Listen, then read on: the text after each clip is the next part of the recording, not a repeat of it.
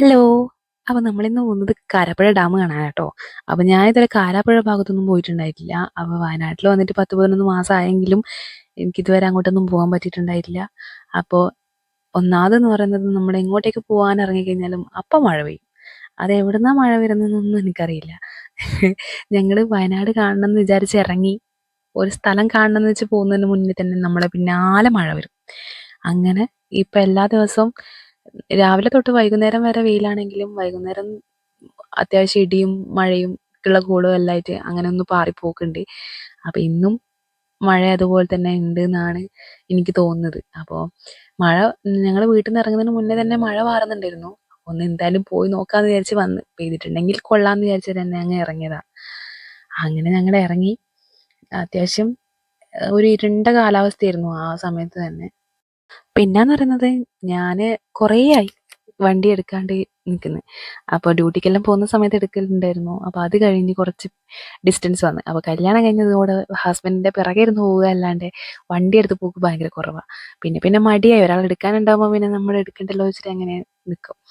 അങ്ങനെ മടി പിടിച്ച് നിന്ന് ഇപ്പം വണ്ടി എടുക്കുമ്പോൾ ഒരു ഒരു എന്താ പറയാ, ഒരു എലികേടുണ്ടായിരുന്നു. അങ്ങനെ അങ്ങ് എടുത്ത് പോയതാണ് ഞാൻ. അപ്പം ഞങ്ങളിതാ കാരാപ്പുഴ ഡാമിൽ എത്തിയിട്ടുണ്ട്.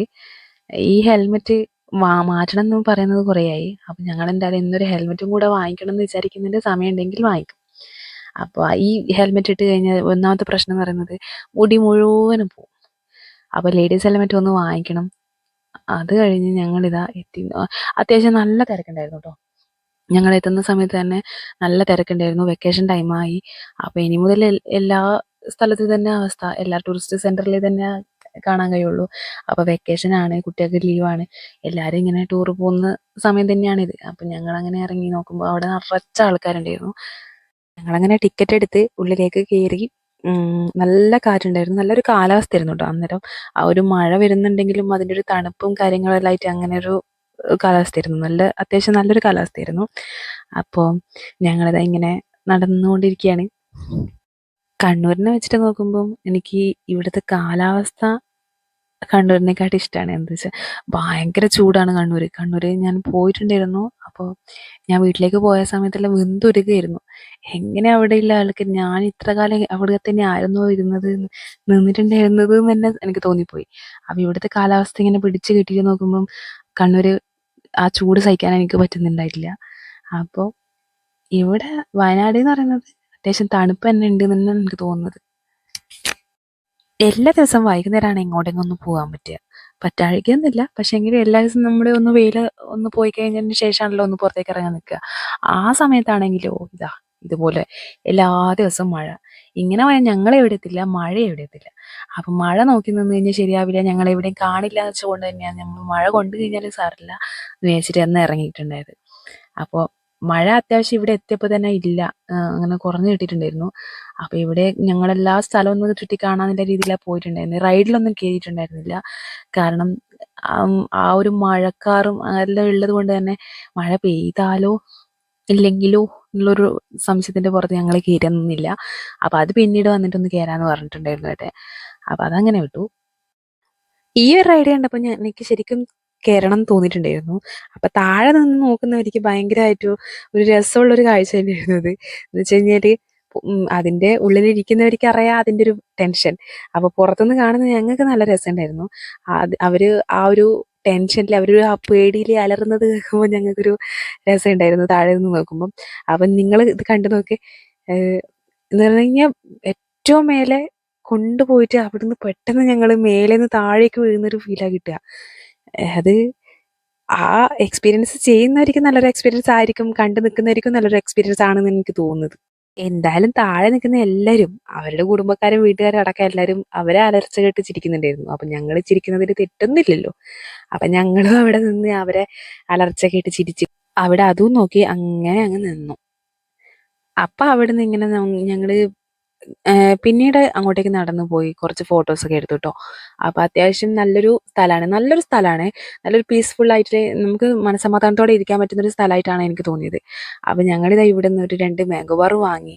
അതും കഴിച്ച് തൊണ്ടവേദനയാണ്, കാലാവസ്ഥയൊന്നും ശരിയില്ല, എന്നാലും അവിടെ വരെ പോയതല്ലേ, എന്തായാലും ഒന്ന് തണുത്ത് എന്തെങ്കിലും കഴിക്കണമല്ലോ. അപ്പോൾ ഞങ്ങളങ്ങനെ മാംഗോ ബാറും കഴിച്ചോണ്ട് നടന്നു അങ്ങനെ. കുറേ കുട്ടികളൊക്കെ ഉണ്ടായിരുന്നു കേട്ടോ. ഇങ്ങനെ മുഖത്ത് നോക്കി കഴിക്കുന്ന സമയത്ത് എനിക്ക് എന്തോ പോലെ തോന്നും. മക്കളെല്ലാം മക്കൾക്കെല്ലാം ആഗ്രഹം ഉണ്ടെങ്കിലും അമ്മമാരങ്ങനെ വാങ്ങിക്കൊടുക്കണം എന്നില്ല. ഈ ഒരു കാലാവസ്ഥ ആയതുകൊണ്ട് അവർക്ക് പെട്ടെന്ന് തണുപ്പ് പിടിക്കുന്നതൊക്കെ ആയതുകൊണ്ട് തണുത്തത് അങ്ങനെ കുട്ടികളിൽ ഒഴിവാക്കി വെക്കലിന് പതിവ്. അതിപ്പം എൻ്റെ വീട്ടിലായാലും അങ്ങനെ തന്നെ. കുട്ടികൾ കാണാണ്ട് ഒളിപ്പിച്ച് വെക്കുകയും ചെയ്യുക. തണുത്തതൊക്കെ മാറ്റി മാറ്റി വെക്കും. തണുത്ത കട കൂൾബാർ അങ്ങനത്തെ എല്ലാം കാണുമ്പം കുട്ടികളെ മാറ്റി നടത്താറായിരുന്നു പതിവ്. ഞങ്ങൾ പിന്നെ അങ്ങനെ അധിക സമയം അവിടെ നിൽക്കാൻ നിന്നില്ല. കാരണം നല്ല മഴ വരുന്നുണ്ട്. അപ്പോൾ അതിന് മുന്നേ മഴ കൊള്ളാണ്ട് വീട്ടിലെത്താന്നുള്ള രീതിയിൽ പെട്ടെന്ന് അങ്ങനെ ഇറങ്ങി. മൊത്തത്തിലൊന്ന് ചുറ്റി കണ്ടിട്ട് അങ്ങനെ പെട്ടെന്ന് ഇറങ്ങി. ഞങ്ങൾ ഇറങ്ങുന്ന ടൈമിൽ തന്നെ ഒരുപാട് ട്രാവലറുകൾ വന്നിട്ടുണ്ടായിരുന്നു.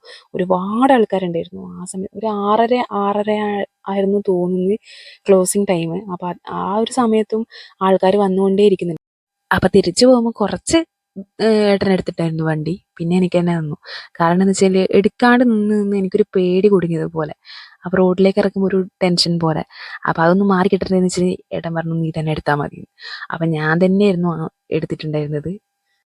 അങ്ങനെ ഞങ്ങളിങ്ങനെ പോകുന്ന വഴിക്ക് അടുത്തത് എന്ന് പറയുന്നത് ഞങ്ങൾക്ക് ചായ കുടിക്കണം. അപ്പം ഞങ്ങളുള്ള കടകളെല്ലാം നോക്കി നോക്കി നടന്ന്. അപ്പം ഇവിടെ നല്ല തിരക്കുള്ള കടയാട്ടോ. ഞങ്ങൾ ഇതിന് മുന്നേ കഴിച്ചിട്ടുണ്ടായിരുന്നു 2-3 പ്രാവശ്യം. നല്ല നല്ല കടികളാണ് ഉണ്ടായിരുന്നത്. അവിടെ വെറൈറ്റി ആയിട്ട് കടികളുണ്ട്.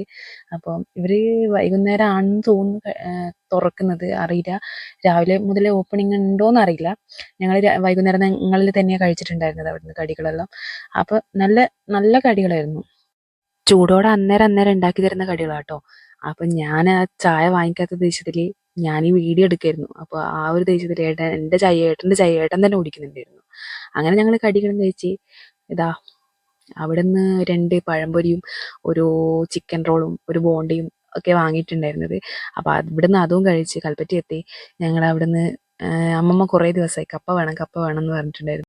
ഞങ്ങൾ 2-3 ദിവസമായി ഇങ്ങനെ നോക്കുന്നത്. കപ്പ വന്നു. അപ്പോൾ കിട്ടാനില്ലായിരുന്നു കപ്പ. ഇപ്പം ഇന്ന് കിട്ടിയിട്ടുണ്ട്. അപ്പോൾ വീട്ടിൽ പോയി അത് പുഴുങ്ങിയിട്ട് കഴിക്കണം. ഞങ്ങൾക്ക് നേരെ ഒന്ന് പെറ്റ് ഷോപ്പിലും കൂടെ ഒന്ന് കയറണം എന്നുണ്ടായിരുന്നു. കാരണം വീട്ടിലേക്കൊരു 2 ഫൈറ്ററിനെ വാങ്ങിയിട്ടുണ്ടായിരുന്നു. 2 വീട്ടിലുണ്ട്. അപ്പോൾ അത് 2 ആണായിരുന്നു. അപ്പോൾ ഒരു പെണ്ണിനെയും ഒരാണിനെയും കൂടെ വാങ്ങിക്കണം എന്ന് വിചാരിച്ചിട്ട് വന്നതാണ്. അപ്പം നല്ലതുണ്ടെങ്കിൽ വാങ്ങിക്കാമെന്ന് വെച്ച് കയറി. അങ്ങനെ ഇവിടുന്നാട്ടോ അത്യാവശ്യം എല്ലാ സാധനങ്ങളും പെറ്റ്സിൻ്റെയും ഈ ഫിഷിൻ്റെ ആയാലും എന്ത് ഡോഗായാലും ക്യാറ്റായാലും എല്ലാം ഇവരുടെ കയ്യിലുണ്ട്. എല്ലാം നല്ല നല്ല സാധനങ്ങളാണ്. നല്ല സർവീസാണ് ഇവരെ. അപ്പം ഈ ഇവരുടെ അടുത്ത് നിന്ന് ഞങ്ങളൊരു 4 മുയലും കുട്ടികളെ വാങ്ങിയിട്ടുണ്ടായിരുന്നു. അപ്പം ഞങ്ങൾക്ക് അറിയില്ല അത് ആണായിരുന്നോ പെണ്ണായിരുന്നോ ഒന്നും അറിയണ്ടായിരുന്നില്ല. അപ്പോൾ കുട്ടികളായിരുന്ന സമയത്ത് വാങ്ങിച്ചതാണ്. അപ്പോൾ ഇപ്പോൾ എല്ലാം ആൺകുട്ടികളാണത്. അപ്പം ഞങ്ങൾക്ക് അതിനൊരു പെണ്ണ് മുയലിനെ ഞങ്ങൾക്കിനി വേണം. അപ്പോൾ അവിടെ ഞങ്ങൾ നോക്കി, പക്ഷെ വന്നില്ല. അവർ പറയുന്നത് പെണ്ണ് മുയലിനെ കിട്ടൽ കുറവാണ്, കിട്ടിക്കഴിഞ്ഞാൽ അറിയിക്കാമെന്ന് പറഞ്ഞിട്ടുണ്ട്. അങ്ങനെ ഞങ്ങൾ ഫൈറ്ററിനെ വാങ്ങിയിട്ട് പോവാമെന്ന് വിചാരിച്ചു. അപ്പോൾ ഞാൻ നോക്കുക കേട്ടോ, നല്ല നല്ല നോക്കി വാങ്ങണമല്ലോ. അപ്പോൾ ഈ ഫൈറ്ററിൽ ആണ് ഫൈറ്ററിനെയാണ് നല്ല ഭംഗി ഉണ്ടാവുക, എന്നാലും പെണ്ണിനെ എന്തായാലും വേണം. അങ്ങനെ ഞങ്ങളൊരു പെണ്ണിനെയും ഒരാണിനെയും വാങ്ങി. ഒരു റെഡ് ഫിഷും ഒരു വൈറ്റ് ഫിഷും ആയിരുന്നു വീട്ടിലുണ്ടായിരുന്നത്. അപ്പോൾ ഇവിടുന്ന് ഞങ്ങൾ ഒരു ബ്ലാക്കും ഒരു റെഡും വീണ്ടും വാങ്ങി. അങ്ങനെ ഞങ്ങൾ പോകുന്ന വഴിക്ക് ചോളവും കൂടെ വാങ്ങിയിട്ടുണ്ടായിരുന്നു. വീട്ടിലെത്തിയിട്ട് ഒന്ന് ചൂടാക്കി തിന്നാൻ വെച്ചിട്ട് പുഴുങ്ങി കഴിക്കാൻ വെച്ചിട്ട് ചോളവും വാങ്ങിയിട്ടുണ്ട്. അങ്ങനെ ഞങ്ങൾ വീട്ടിലേക്ക് പോവാട്ടോ. ഇന്ന് സമയം കിട്ടുകച്ചാൽ ഒരു ഹെൽമെറ്റ് വാങ്ങിക്കണം എന്ന് വിചാരിച്ചിട്ടുണ്ടായിരുന്നു. പക്ഷെ പറ്റിയില്ല. ഇന്ന് വാങ്ങണ്ട, നാളെ വാങ്ങിക്കാമെന്ന് ഏട്ടൻ പറഞ്ഞിട്ടുണ്ട്. അപ്പം ഞങ്ങൾ എന്തായാലും നാളെ പോയി ഹെൽമെറ്റ് വാങ്ങിക്കുന്നതായിരിക്കും. അപ്പോൾ എൻ്റെ മുടി മൊത്തം പോവുമായിരുന്നു. ഈ ഹെൽമെറ്റ്, ഈ ബോയ്സ് ഹെൽമെറ്റ് ഇടുമ്പം എല്ലാം മുടി മൊത്തം പോവുമല്ലോ. അപ്പം ഞങ്ങൾക്ക് എന്തോ പോലെയാണ്. ഗേൾസ് ഹെൽമെറ്റ് തന്നെ വേണം. ഞങ്ങളങ്ങനെ വീട്ടിലെത്തി. മീനിനെ ഇനി മാറ്റിയിടണമല്ലോ. ഞങ്ങൾ 2 ബൗളും വാങ്ങിച്ചിട്ടായിരുന്നു കേട്ടോ അതിൻ്റെ കൂടെ തന്നെ. അന്നേരം വാങ്ങിയില്ലെങ്കിൽ പിന്നെ വാങ്ങിക്കാൻ നിൽക്കില്ല. അപ്പോൾ അതിൻ്റെ കൂടെ തന്നെ 2 ബൗളും വാങ്ങി വീട്ടിലെത്തി. അനിയന് കാണിച്ചു കൊടുക്കേണ്ട തിരക്കില്ല. അപ്പം ഓന് കാണിച്ചു കൊടുക്കട്ടെ എന്ന് വെച്ചിട്ട് ഇങ്ങനെ നിൽക്കുകയായിരുന്നു. അങ്ങനെ അവനും കാട്ടിക്കൊടുത്ത് ഞങ്ങളെല്ലാത്തിനും ഓരോ കുപ്പിയിലാക്കി വെച്ചിട്ട് ഡയറക്റ്റ് നേരെ വെള്ളത്തിലേക്ക് ഇട്ടില്ല. തൽക്കാലം ആ ഒരു പ്ലാസ്റ്റിക് കവർ തന്നെ ഇട്ട് ബൗളിലേക്ക് വേറെ വെള്ളം നിറച്ച് അതിനകത്തേക്ക് ഇട്ട് വെച്ചിട്ടുണ്ട്. ഒന്ന് സെറ്റായി വരട്ടെ വെച്ചിട്ട് അങ്ങനെ ഇട്ട് വെച്ചിട്ടുണ്ടായിരുന്നു. അപ്പോൾ ഇവിടെ ഉണ്ടായിരുന്ന മീൻ ഇതാട്ടോ. ഒന്ന് ഇതാണ്.